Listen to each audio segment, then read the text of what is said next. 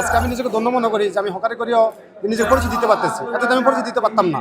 আমরা তো অবৈধ ঠিক আছে, আমরা ঠিক আছে, যেহেতু সিটি কর্পোরেশন আওতায় ছিল, এখন আমরা এমন বৈধতা পাইছি, ঠিক আছে। এখন চাঁদা ছাড়া না। আমাকে তো অনেক আনন্দ লাগতেছে। আমি এখন ঢাকার দক্ষিণ সিটি কর্পোরেশনের একজন দোকানদার বা একজন হকার, আমি এটা একজন বলতে পারতেছি, বলতে পারুন। জি আলহামদুলিল্লাহ, আল্লাহর অশেষ মেহরবানি। বর্তমান প্রশাসনকে অসংখ্য ধন্যবাদ যে ওনার যে উদ্দেশ্যটা আল্লাহ তাআলা বাস্তব করুক। আমাদের জন্য খুব ভালো একটা চেষ্টা করছেন উনি, ওনার জন্য আমরা অসংখ্য ধন্যবাদ। বাসায় ওনারে আমরা বাসা নাই, ওনারে কৃতজ্ঞতা কীভাবে প্রকাশ করবো, অসংখ্য মেহরবানি ওনার। আর সবচেয়ে বড় কথা হলো এরকম, আমরা এখন একটা নিজেদেরকে দাবি করতে পারি যে আমি নগর ভবনের একজন হকার লাইসেন্স প্রাপ্ত, তারপরে স্বীকৃতি প্রাপ্ত, যেটাই বলি না কেন, আমি নিজে একটা পরিষেবাটা আমি দিতে পারতেছি। আজকে আমি নিজেকে ধন্য মনে করি যে আমি হকারি করিও নিজেকে পরিচয় দিতে পারতেছি, এতদিন আমি পরিচয় দিতে পারতাম না। এতদিন বললে আমার উচ্চত তোমার এখানে কে বসতে বলছে, অনেকবার নিয়ে এই বলতে হইতো, জবাবদি করতে হইতো। এখন জবাবদি করে আশা করি না, কারণ আমি সিটি কর্পোরেশন থেকে আমি অনুমতি পাইছি, তাতে আমি অনেক খুশি আলহামদুলিল্লাহ। অনেক ভালো, এবং এটার জন্য যারা এইভাবে এটা করছে স্যারকে অনেক ধন্যবাদ। সিটি কর্পোরেশন আমাদের ব্যবস্থা করে দিয়েছে, খুব আলহামদুলিল্লাহ, ভালো, শুক্রিয়া। আমরা তো অবৈধ ঠিক আছে, আমরা ঠিক আছে, যেহেতু সিটি কর্পোরেশন আওতায় ছিল, এখন আমরা এমন বৈধতা পাইছি, ঠিক আছে, খুব আলহামদুলিল্লাহ, ভালো, শুক্রিয়া।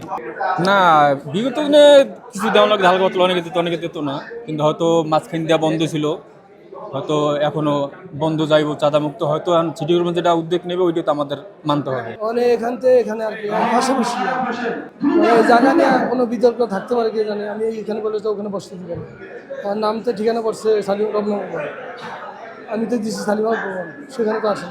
আপনি কি ব্যবসা করেন কত বছর ধরে?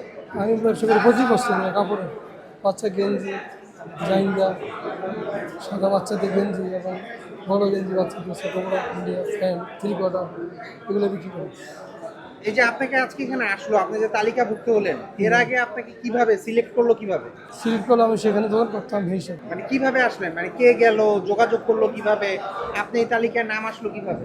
আমাদের লোকজন আছে, অনেক লোকজন আছে, হিসেবে আমি এখানে আসলে ভিন্ন রকম অনুভূতি। এখন চাঁদা ছাড়া না, অন্যরকম একটা অনুভূতি যা ভাষায় প্রকাশ করা যাবে না।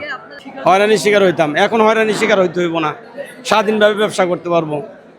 যে সরকার আছে সেই সরকারের প্রতিশ্রুতি দেয়, যে সরকার প্রতিশ্রুতি দেয়, কিন্তু এখন আল্লাহ রহমতে বীর মুক্তিযোদ্ধা আব্দুল সালাম সাহেব আমাদের যখন হকার উচ্ছেদ করার পরে দিয়া একজন কথা বলছে যে আমি ঢাকা শহরের হকারদেরকে লাইসেন্স করে দিব, একদম নির্দিষ্ট জায়গা করে দিব। আজকে আমরা তো এটা পাইয়ে গেছি, আমাকে তো অনেক আনন্দ লাগতেছে। আমি এখন ঢাকার দক্ষিণ সিটি কর্পোরেশনের একজন দোকানদার বা একজন হকার, আমি এটা একজন বলতে পারতেছি, বলতে পারুন। পুলিশ আসুক, এলাকার মাস্তান আসুক, যে আসুক, তাদেরকে বলতে পারুন। আমার কাছে এখন খুব আনন্দ লাগতেছে আলহামদুলিল্লাহ।